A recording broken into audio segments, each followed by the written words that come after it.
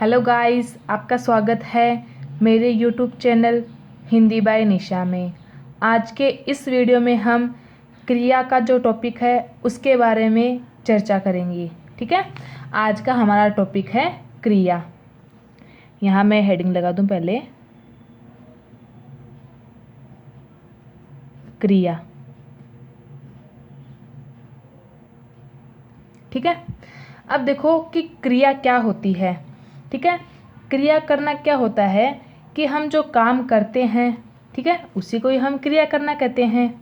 इसकी परिभाषा देखो क्या होती है कि जिस शब्द से किसी कार्य के करने या होने का बोध हो, जिस शब्द से, ठीक है, जिस शब्द से हमें पता चले कि इसमें कोई कार्य हो रहा है, ठीक है, तो उसे उस शब्द को ही हम क्रिया कहते हैं। ठीक है, जैसे इसकी परिभाषा में लिख दूं यहाँ पे,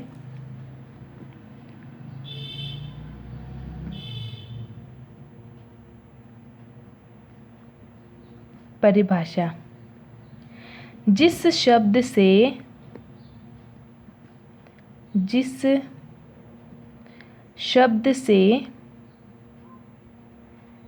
किसी कार्य के करने या होने का बोध हो, उसे क्रिया कहते हैं। उसे क्रिया कहते हैं। ठीक है, जिस शब्द से किसी कार्य के करने या होने का बोध हो उसे ही हम क्रिया कहते हैं। ठीक है, अब जैसे देखो इसके उदाहरण देख लेते हैं। जैसे खाना, पीना, पढ़ना, लिखना, चलना, जाना आदि। ऐसे तो बहुत सारे शब्द है क्रिया के, यहाँ इतने नहीं लिख सकते हम। ठीक है, जैसे कि खाना, पीना, पढ़ना, लिखना, चलना और जाना, उठना, बैठना, सोना, ये सारी क्रियाएं हैं। जो भी हम हमारे जीवन में कार्य करते हैं वो उन्हें हम क्रिया कहते हैं। ठीक है, अब इनमें क्या होता है कि जैसे मान लो क्रिया है, तो क्रिया क्या है, आपका एक विकारी शब्द है। ठीक है, ये क्रिया जो है वो आपका एक विकारी शब्द है। विकारी शब्द का मतलब होता है कि इसके रूप, लिंग, वचन और पुरुष के अनुसार बदलते रहते हैं ये। ठीक है, जैसे लिंग में होते हैं स्त्रीलिंग, पुल्लिंग, ठीक है, और वचन में भी होता है एक वचन, बहुवचन, पुरुष ना, उसके अनुसार ये बदलती रहती है क्रिया। ठीक है, अब इसमें क्या होता है हमारे कि क्रिया के मूल रूप धातु कहे जाते हैं। ठीक है, क्रिया का जो मूल रूप है वो धातु कहलाता है। जैसे कि मान लो हमने यहाँ पे लिखा पढ़ना। ठीक है, अब पढ़ना, ठीक है, कि यहाँ पे पढ़ना यानी कि ये क्रिया है एक।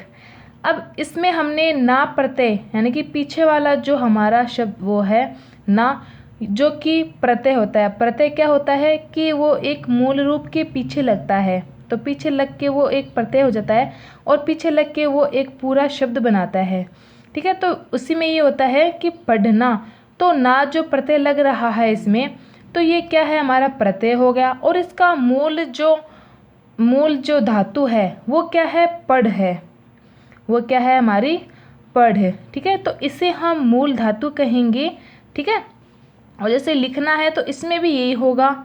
जाना है तो इसी का भी यही होगा, ना हमने प्रत्यय लगाया है। और जा, ये एक क्या होगी, हमारी एक क्रिया का मूल रूप है ये। ठीक है, जिससे मैं आपको यहाँ समझाऊंगी, उससे आपको जल्दी समझ में आ जाएगा। ठीक है, जैसे कि मैं यहाँ लिख दूँ पहले,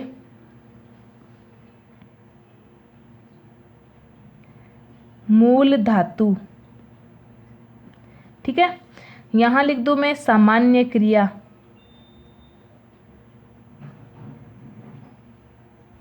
सामान्य क्रिया। ठीक है, आगे मैं लिख दूँ प्रथम परिणार्थक। प्रथम प्रेरणार्थक, इसमें तो आगे तो आएगा नहीं, चल लिख देते हैं, और द्वितीय प्रेरणार्थक। ठीक है। अब इसमें देखो हम एक मूल धातु लेंगे, यानी कि हमारा जो मूल धातु है वो हम लेंगे। तो सबसे पहले हमने लिया मूल धातु पढ़। ठीक है। अब इसमें हम ना लगाएंगे, पढ़ में क्या लगाएंगे, ना, तो वो क्या बन जाएगा, पढ़ना, यानी कि वो सामान्य क्रिया में आएगा, पढ़ना। तो ये हमारा क्या आएगा, एक सामान्य क्रिया में आएगा। अब इसका क्या है कि प्रथम प्रेरणार्थक, यानी कि पढ़ना के बाद में और क्या हो सकता है क्रिया में। ठीक है। इसके मान लो 3 रूप होते हैं मुख्य से। एक तो सामान्य क्रिया हो गई, क्रिया के 3 मूल रूप होते हैं, अच्छी तरीके से ध्यान रख लेना इसमें कि ये तो हो गई हमारी सामान्य क्रिया जो कि पढ़ना। ठीक है, वो सामान्य सबके लिए होता है। और एक होता है प्रथम प्रेरणार्थक पढ़ना, एक होता है पढ़ाना। ठीक है, जैसे कि मैं आपको वीडियो बना के पढ़ा रही हूँ, वैसा हो गया पढ़ाना। दूसरा होता है द्वितीय प्रेरणार्थक, यानी कि पढ़वाना, किसी के थ्रू पढ़वाना। ठीक है, मैंने आपको ये एग्जाम्पल भी दिया था, शायद आपको याद है तो क्लास में। अब जो ये प्रेरणार्थक है उसके बारे में हम आगे पढ़ेंगे, जो कि हमारा क्रिया के एक उदाहरण बनते हैं। ठीक है, अर्थ के आधार पर बनते हैं वो। ठीक है, तो उनमें हमारा प्रेरणार्थक क्रिया आएगा, तो उनको भी हम मूल रूप से पढ़ लेंगे। और वैसे यहाँ पे देखा जाए तो मैंने यहाँ पे बता दिया, प्रेरणार्थक तो पढ़वाना यानी किसी के थ्रू पढ़वाना, ये इसकी डेफिनेशन हो जाएगी। तो आगे हम इसके बारे में चर्चा करेंगे पूर्ण रूप से, अभी तो आपको इसमें ध्यान देना है केवल। ठीक है, तो मूल धातु हमारा है पढ़, इसकी सामान्य क्रिया बन जाएगी पढ़ना। ठीक है, और प्रथम प्रेरणार्थक में हो जाएगा इसका पढ़ाना, और द्वितीय प्रेरणार्थक में इसका हो जाएगा पढ़वाना। ठीक है, इसकी तरह जैसे एक और देख लेते हैं इसका उदाहरण,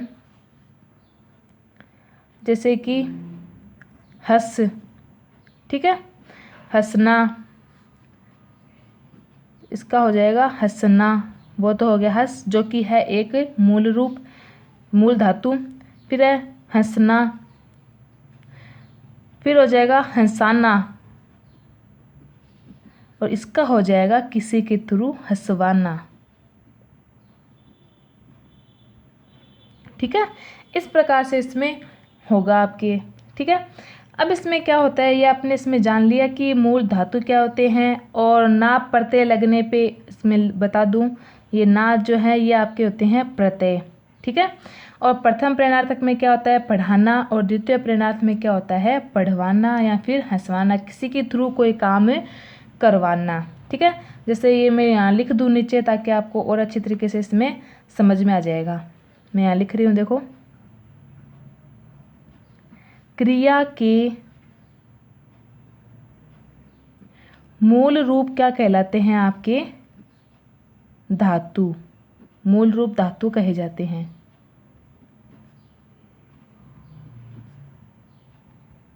ठीक है, क्रिया के मूल रूप जो है वो आपका धातु कहलाता है। ठीक है, इसमें आगे लिख दूं, क्रिया का ज्ञान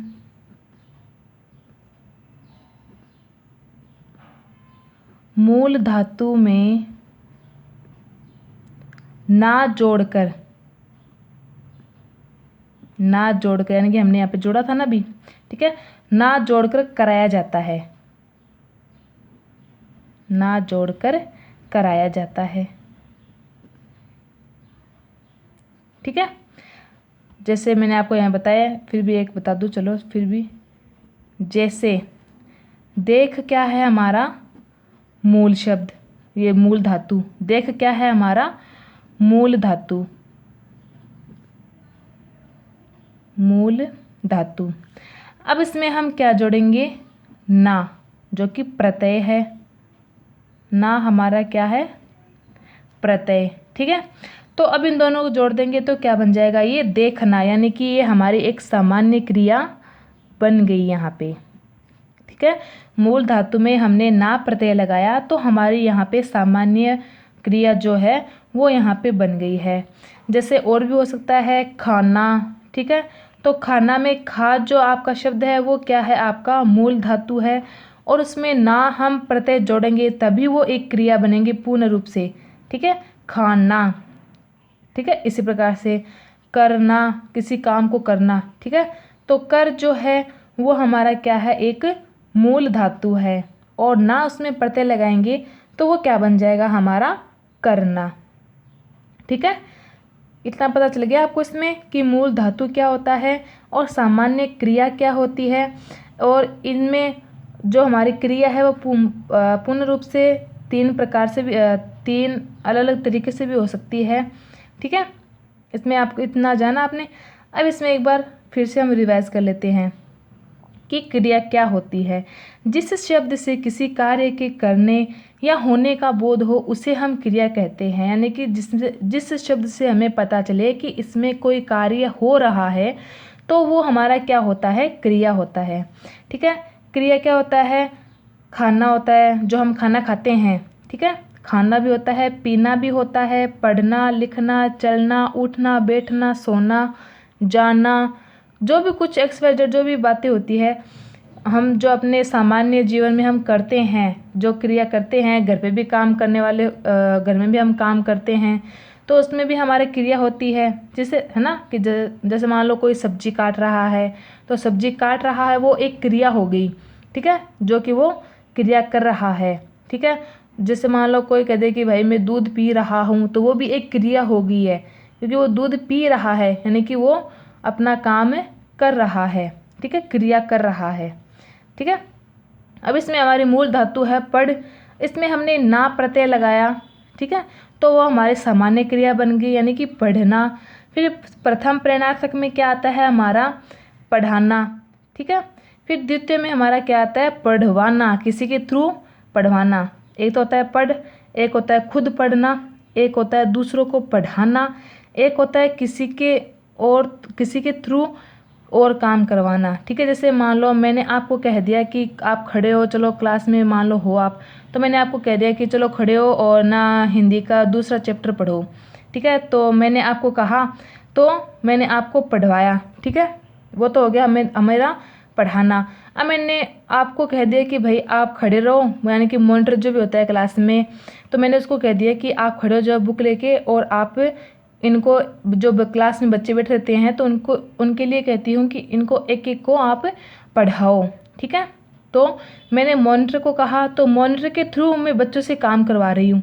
ठीक है, तो वो हो गया हमारा पढ़वाना। ठीक है, और यहाँ बता दिया मैंने कि ना हमारा प्रत्यय होता है, उसको जोड़ के हम उसकी सामान्य क्रिया इसमें हमारे बनाते हैं। ठीक है, अब इसमें क्या होता है कि क्रिया के प्रकार, तो कर्म के आधार पर क्रिया दो प्रकार की होती है। ऐसे तो मान लो हर एक बुक होती है तो उनमें अलग अलग तरीके से बताया जाता है कि क्रिया कितने प्रकार की होती है। सब अपनी अपनी भाषाएं बताती है, कोई 2 बताती है, कोई 3 बताती है, कोई मतलब अर्थ के आधार पर और कुछ बताती है, कोई 4 बताती है, कोई 5 बताती है।